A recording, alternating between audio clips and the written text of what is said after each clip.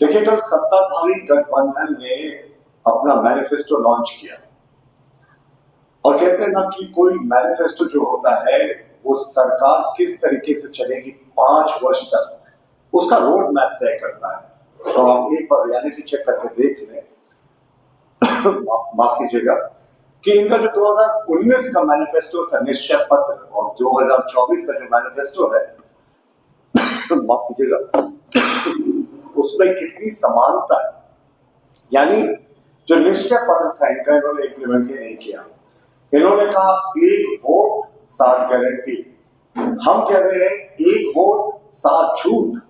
7 झूठी गारंटी। साहब, देश को सिर्फ मोदी की गारंटी पर भरोसा है। और अगर आप कॉन्ट्रास्ट करके देखिए तो एक तरफ मोदी की गारंटी है बनाम जो सत्ताधारी गठबंधन है उसके 1 वोट और 7 झूठ का ऑप्शन है।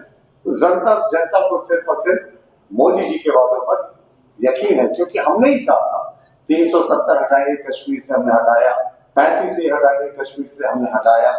हमने कहा था ट्रिपल तलाक हटाकर जो मुस्लिम बहनें हैं उनको उनका हक दिलाएंगे, वो हमने किया। हमने कहा था कि जो यूनिफॉर्म सिविल कोड है उसको इम्प्लीमेंट करेंगे, उसके दिशा में हम आगे बढ़े। हमने कहा था 1 नेशन 1 इलेक्शन का जो हमारा थ्योरी है हम उसको भी इम्प्लीमेंट करेंगे, हम उसकी दिशा में भी आगे बढ़ेंगे। तो जाहिर तौर पर जो हमारा एजेंडा है उसके अनुरूप हम चल रहे हैं और अपने एजेंडा में बहुत कामयाब भी हुए। देखिए, 500 वर्षों के बाद रामलल्ला अपने भव्य मंदिर में विराजमान हुए, ये भी हमारे एजेंडा का एक हिस्सा था और हम लोगों ने उसे भी इम्प्लीमेंट किया। तो मोदी की गारंटी और इस सत्ताधारी गठबंधन के झूठे वायदे और एक रियलिटी चेक तो ये भी होनी चाहिए ना कि 2019 का देखिए झारखंड मुक्ति मोर्चा का यह निश्चय पत्र था। इसी निश्चय पत्र के सहारे झारखंड मुक्ति मोर्चा ने कहा था हम सत्ता में आएंगे तो हम काम करेंगे और यही हमारा रोड मैप होगा। यह निश्चय पत्र को इन्होंने भुला दिया। अब मैं आपको दिखाता हूं, निश्चय पत्र में युवाओं के अधिकार में इन्होंने लिखा था कि 2 साल के भीतर सरकारी पदों पर लाखों झारखंडी युवकों युवतियों की नौकरियां होंगी। 5 वर्ष सरकारी रोजगार प्रत्येक वर्ष दिया जाएगा।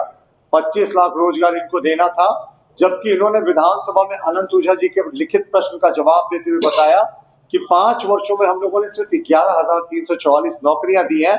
उसमें से भी 5,000 ऐसे अभ्यर्थी हैं जिन्होंने सुप्रीम कोर्ट से जाकर, पंचायत से जो अभ्यर्थियों की बात कर रहा हूं, सुप्रीम कोर्ट से जाकर सरकार के खिलाफ लड़कर अपना हक लिया। इसके साथ इन्होंने क्या लिखा था कि जो भी ग्रामीण क्षेत्र के युवक युवती हैं उनको नौकरी हेतु प्रतियोगिता परीक्षा में 10% अतिरिक्त अंक देकर मेरिट सूची जो है वो बनाई जाएगी। नहीं बना साहब। ये 2019 का झारखंड मुक्ति मोर्चा का मैनिफेस्टो मैं आपको बता रहा हूं कि 5 वर्ष किस तरीके से झूठ और फरेब पे ये सरकार चली और 2019 का मैनिफेस्टो इन्होंने इंप्लीमेंट नहीं किया। इन्होंने कहा था हर प्रखंड में नशा मुक्ति केंद्र स्थापित किया जाएगा, ये भी नहीं हुआ। इन्होंने कहा था कि स्थानीय लोगों के अधिकार में कि भाई हम स्थानीय नीति बनाएंगे और रोजगार अधिकार कानून लाएंगे। कहाँ है साहब स्थानीय नीति मुख्यमंत्री जी की? 1932 का झुंझुना इनको लगता है। जब 1932 की बात हुई थी तो हमने विधानसभा में उसका समर्थन किया था, पर हमने ये भी कहा था कि मुख्यमंत्री जी जो एक सरकारी संकल्प से एक अपने आदेश से जारी कर सकते हैं उसको विधानसभा भेजने की क्या आवश्यकता। और ऐसे भी उनका कहना था कि 9वीं अनुसूची में जाएंगे, तो जस्टिस सबरवाल की खंडपीठ ने सुप्रीम कोर्ट के अपने 2007 के निर्णय में स्पष्ट किया था कि अगर आप सुप्रीम कोर्ट कोई भी चीज का रिव्यू कर सकती है कि वो 9वीं अनुसूची में होने लायक है कि नहीं। 1932 के नाम पर भी मुख्यमंत्री जी ने अर्जुन मुंडा की सरकार को गिराया था और इस बार भी ठगने का काम किया। इन्होंने कहा था कि जो अधिग्रहित भूमि है जिसका उपयोग नहीं हो रहा है वो रैयतों को वापस की जाएगी। 1 कट्ठा जमीन जो झारखंड के आदिवासी मूलवासी हैं उनको वापस नहीं हुआ। इन्होंने कहा था कि झारखंड आंदोलन के शहीदों के परिवार और आंदोलनकारियों के लिए पेंशन योजना सरकार बनने के 1 साल के भीतर प्रारंभ होगा। ये भी इन्होंने नहीं किया, जबकि हमने स्पष्ट किया है कि 7,500 रुपए का मानदेय एवं तमाम सुविधाएं झारखंड आंदोलनकारी और उनके परिजनों को हम देंगे। इन्होंने क्या कहा था कि हम जितने छात्र हैं केजी से पीजी तक सबको हम मुफ्त शिक्षा देंगे। बिल्कुल नहीं किया। 2019 का ये मैनिफेस्टो है झारखंड मुक्ति मोर्चा का, अलग अलग पॉइंट्स है उसके। मैं इसकी रियलिटी चेक करा रहा हूं कि कल इन्होंने एक झूठा दस्तावेज जो जारी किया वो एक आधार होता है ना कि आपने 5 वर्षों में अपने पुराने मैनिफेस्टो पर क्या किया। महिलाओं के अधिकार पर इन्होंने कहा था कि आंगनबाड़ी सेविका, सहायिका, रसोइया के लिए उचित सेवा शर्तों का निर्धारण और सम्मानजनक आय सुनिश्चित की जाएगी, नहीं किया। इन्होंने कहा था पंचायत सचिव, पंचायत सेवक, एएनएम शिक्षिका एवं होमगार्ड जैसे पदों के सभी रिक्तियों को तत्काल भरा जाएगा, नहीं किया। इन्होंने कहा था हर अनुमंडल मुख्यालय में सभी सुविधाओं के साथ महिला महाविद्यालय बनेगा। फिर से रिपीट किया 2024 के मैनिफेस्टो में, यानी 2019 का ये जो मैनिफेस्टो था निश्चय पत्र, उसके आधार पर इस सरकार बिल्कुल काम नहीं कर पाई। और इन्होंने लिखा था गरीब परिवार की महिलाओं को 2000 रुपया चूना खर्च प्रति माह दिया जाएगा, नहीं दिया। अंतिम में 57वें महीना में मुख्यमंत्री महिला सम्मान योजना लेकर आए, 1000 रुपया देने का वादा किया। और जिस कैबिनेट से, हम तो जानना चाहेंगे मुख्यमंत्री जी, आपने अपने अंतिम कैबिनेट से जो सम्मान राशि को हमारी नकल कर 2500 रुपए बढ़ाने का कार्य किया था, उस समय तो मॉडल कोड ऑफ कंडक्ट नहीं लगा था, आपने तत्काल प्रभाव से इसे क्यों नहीं लागू किया? जाहिर है ये आपके लिए सिर्फ चुनावी भत्ता है। और इन्होंने जो बड़ी बड़ी बातें कही थी उस पर इनका कोई भी अभी तक इम्प्लीमेंटेशन नहीं रहा। गरीबों के अधिकार इनका एक चैप्टर था, उसमें इन्होंने कहा था 72,000 रुपए की राशि गरीबों को हर वर्ष सुनिश्चित की जाएगी, 1 रुपया किसी एक गरीब को नहीं। मैनिफेस्टो में क्या हो गया 5 वर्षों में? इन्होंने कहा था कि विधवा महिलाओं को पेंशन के रूप में 2500 रुपए तक की राशि दी जाएगी। 6 महीने से अनेक जगह पर विधवा पेंशन ही बंद है। इन्होंने कहा था कि जो जन वितरण दुकान है वहां पर चाय पत्ती, सरसों तेल, साबुन, सब्जियां और दाल भी जो है वो रियायती दर पर उपलब्ध कराया जाएगा। जन वितरण प्रणाली में तो ये ठीक से राशन उपलब्ध नहीं करा पा रहे हैं, वो तो हमारी सरकार केंद्र की 80 करोड़ लोगों को अनाज दे रही है, उसके जरिए कुछ राहत है, वरना यहाँ का तो जो डिलीवरी सिस्टम है वो पूरे तरीके से फेल कर गया। किसानों की ये सरकार ने बड़ी बड़ी बातें की इस बार के मैनिफेस्टो में। 2019 के मैनिफेस्टो में इन्होंने क्या कहा था साहब कि लागत मूल्य को जो है एमएसपी को हम 2700 रुपया करेंगे, नहीं किया। इन्होंने कहा हर एक प्रखंड में, हर एक जिले में किसान बैंक की स्थापना की जाएगी, किसान अपने उत्पादनों को यहाँ बेच सकेंगे, उत्पादों को ये भी ये नहीं बेच सके। उचित दाम देने की बात कही थी, वो भी इन्होंने नहीं किया। इन्होंने कहा हर प्रखंड में मॉडल किसान स्कूल बनेगा। मैं 2019 के निश्चय पत्र की बात कर रहा हूँ, जेएमएम की। किसी भी जो मंडल या प्रखंड है कहीं मॉडल स्कूल नहीं किया खुला। इन्होंने तो किसानों के जो कर्ज माफी की बात कही थी, देखिए बड़ा इंटरेस्टिंग पॉइंट है, किसानों का कर्ज माफ किया जाएगा। 37 लाख रजिस्टर्ड किसान है, उनका इस सरकार ने कर्ज माफी का वादा किया था और सरकार ने सिर्फ एक संकल्प लाया कि साहब 4 लाख के किसान है, हम इनका ऋण माफी कर रहे हैं। अभी तक इनके खाते में पैसा नहीं गया, वो लोन आज भी बरकरार है।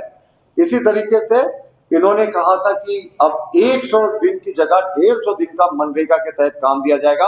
और मनरेगा में इतना बड़ा घोटाला हुआ कि केंद्र ने कई बार रियलिटी चेक के लिए पत्र लिखा कि साहब आप बताएं कि आपने पैसे का कहां उपयोग किया, इन्होंने वो भी डिटेल नहीं दिया। अब आदिवासी, दलित और वन संरक्षण की बात करते, पेसा कानून जो मुख्यमंत्री जी हमेशा कहते हैं पेसा कानून को सख्ती से लागू किया जाएगा। साहब 5 वर्ष बीत गए मुख्यमंत्री जी, आपकी सरकार ने पेसा कानून की नियमावली को ही अधिसूचित नहीं किया, जिससे पेसा कानून पूरे तरीके से इस राज्य में लागू नहीं हो सका। तो हाथी के दांत, अब सिर्फ आदिवासी के लिए काड़ियाली आंसू बहाते हैं, पेसा कानून क्यों आज तक आपने लागू नहीं किया उसकी नियमावली को। इन्होंने कहा कि CNT-SPT एक्ट का सख्ती से अनुपालन होगा। मुख्यमंत्री जी शुरुआत अपने आप से ही करें ना। 108 संपत्तियों का आपके परिवार ने ब्यौरा दिया था लोकपाल के सामने दिल्ली में, तो 108 में से हमारी जानकारी के अनुसार 90 प्रॉपर्टीज जो आपकी है वो CNT-SPT एक्ट का उल्लंघन कर खरीदी गई। क्यों नहीं अनुपालन किया? देखिए उन्होंने ये कहा था कि जो ट्राइबल सब प्लान की राशि है वो सिर्फ आदिवासी के विकास की योजनाओं पर खर्च किया जाएगा, जबकि CAG ने बहुत कड़ी आपत्ति की थी अपने रिपोर्ट में कि ट्राइबल सब प्लान के पैसे को भी बड़े पैमाने पर ये डाइवर्ट कर रहे हैं।